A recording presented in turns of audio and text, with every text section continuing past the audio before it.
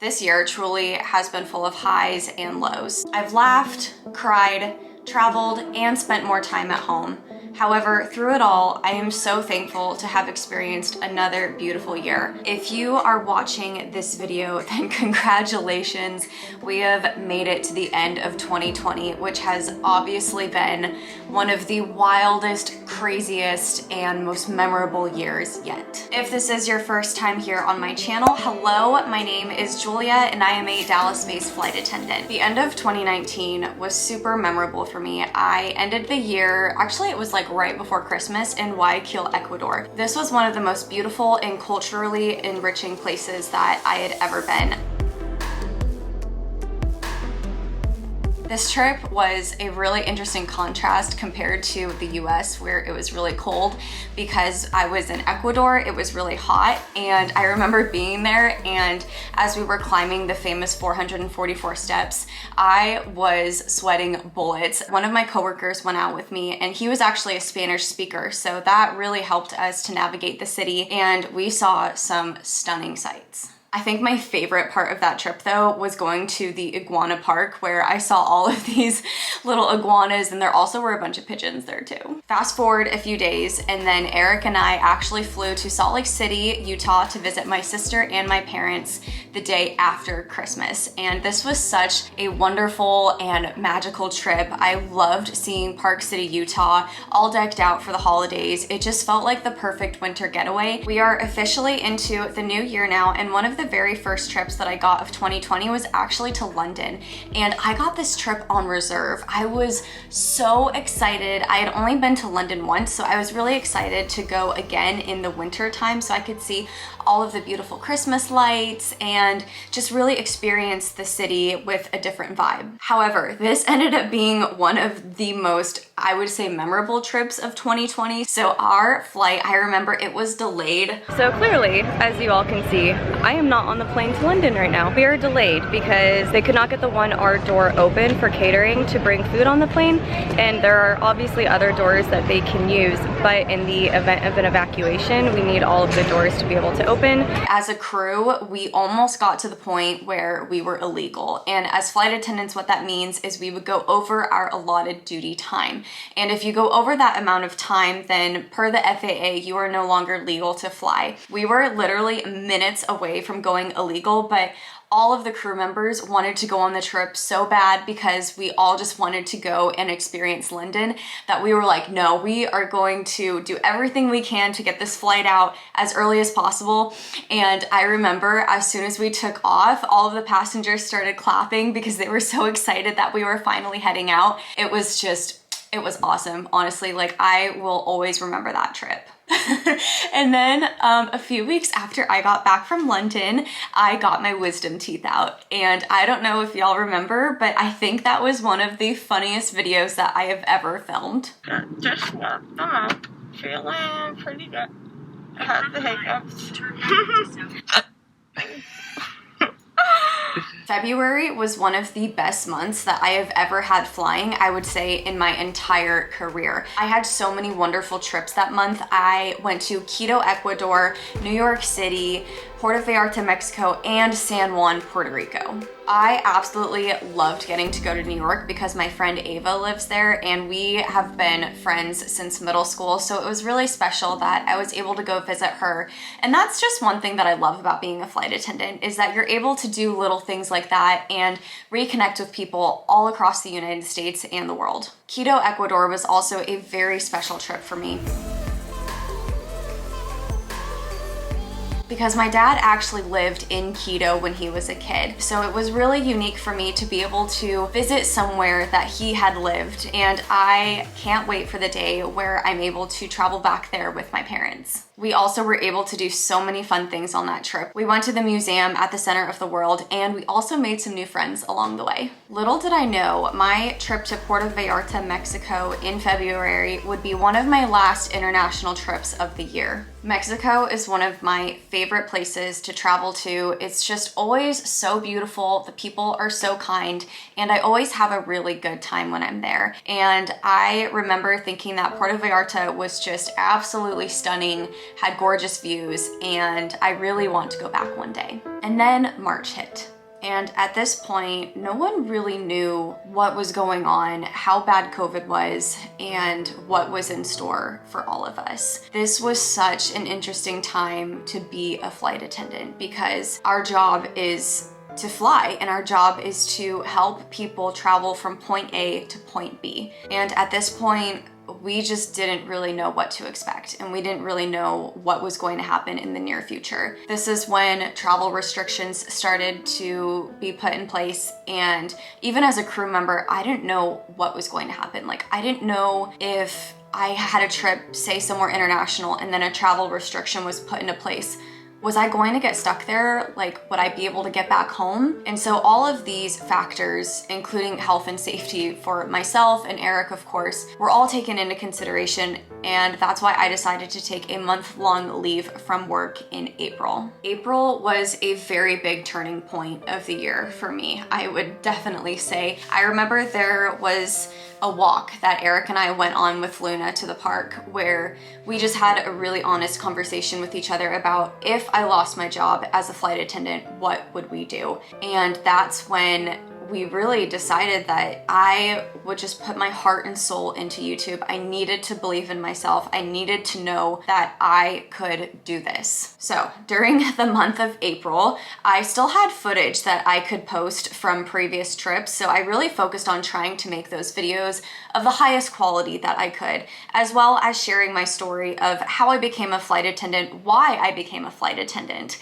as well as my 1-year journey on YouTube. And honestly, I still think that's one of my favorite videos that I've ever made to this day. I also spent that month doing a lot of workouts from home, as well as researching every single day how to grow my channel and how to make better videos. I remember challenging myself. I said, every day I'm going to do something that is going to better myself and better my channel. And I think at that point is when I really started to put my heart and soul into my YouTube channel. Come May, I had obviously been on a month-long leave of absence from work. And when I came back, and I tell you that I have never seen the airports emptier than when I returned, it was mind-boggling. I have never seen the airports or our planes as empty as they were. I remember I worked a turn, which means I fly from Dallas to one destination and then right back to Dallas. I worked a turn to Puerto Vallarta, Mexico, and we had two people on our flight. Normally those flights are completely oversold. It was very eye-opening to me to see the overall grand effect that COVID had on the airline industry. I was on reserve that month in May, and I remember that I barely got used at all. The overall reduction in the number of flights was so massive that flight attendants simply just weren't needed. However, I definitely still tried to make the most of the trips that I did have, and I also experimented more with filming at home. I especially loved getting to film Luna more during my time at home, and it really challenged me as a content creator to still produce interesting videos that weren't exactly travel related. Now in June, I actually had a line. I wasn't on reserve, and what that means is that I can bid for my trips and I actually have a real schedule. I'm not just on call with my company. I was so excited when I was able to snag a long layover in Fort Lauderdale. As you all know, I love the beach. It is my absolute favorite place to go. I don't care where in the world it is. I just love any beach. And this trip was really fun too because I was able to meet up with my friend Jacqueline, who had actually just finished flight attendant training. During this month, I also had my last international trip of the year, and that was to Vancouver, British Columbia. Towards the end of the month, Eric and I and Luna took a trip to Colorado, and we had such an amazing time getting to hike and go up to Brainerd Lake. I also think that is one of my favorite videos that I have made this year. Before we get into the last half of this video, I did want to take a second to thank my really good friends over at Skillshare for continuing to support my channel and for sponsoring today's video. Skillshare is an awesome online community where millions come together to take the next step in their creative journey. There are literally thousands of classes to choose from on topics such as illustration, design, photography, and so much more. A few things that I love about Skillshare is that it is specifically designed for learning, so there are no ads, and most classes are under 60 minutes, which makes them easier to fit into your busy schedule. Skillshare makes having access to thousands of classes not only obtainable but also affordable,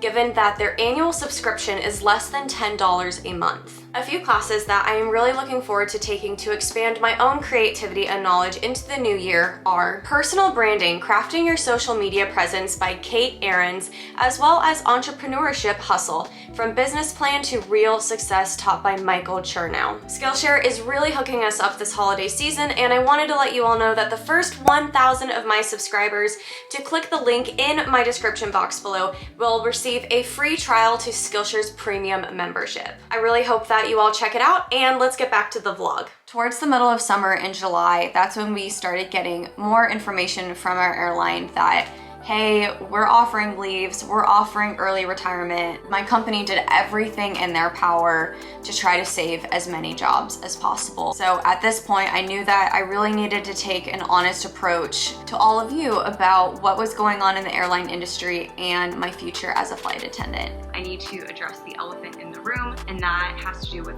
furloughs. I also remember this month being really emotional because it was Eric's birthday, it was my birthday, and I also remember a passenger making me cry in a good way. August was interesting because this was seriously one of the best months that I have ever had in my flying career. I would say that August of 2020 and February of this year were some of the best flying that I have ever had. I had an amazing trip through Washington, D.C. I had a Fort Walton Beach layover. I was also able to work a trip with Kat Nesbitt, who you all know as well, and we were able to walk along the strip and meet up with my mom. It was just such a fun trip. I also had 2 more wonderful trips that month to Palm Springs, California, and Miami, Florida. However, at the end of the month, it was really tough because that's when we officially got the email that we should expect to be furloughed come October 1st. So now we are approaching September, and I did have 2 more layovers that month before furlough. The first was a long layover in Palm Springs, California, and the second was a long layover in Miami, Florida. Now this layover in Miami was really special to me because I was able to hang out with my friend Kate, who I did college gymnastics with, and not many of you know this, but when I first became a flight attendant, I was originally based in Miami. So I just thought that it was really interesting and that everything kind of came full circle, that my last layover for the time being was where I first started out. And to end the month on a really positive note, Eric and I traveled to Colorado for his sister's wedding, and I swear, you guys, I haven't been to many weddings, but this was the most beautiful ceremony. There was not a dry eye in sight. So come October and furloughs have officially hit, and let me tell you guys, I was sad, but I was also so relieved. It was like finally the band-aid had just been ripped off, and I no longer had to stress and worry about, oh my gosh, am I gonna get furloughed? Am I gonna lose my job?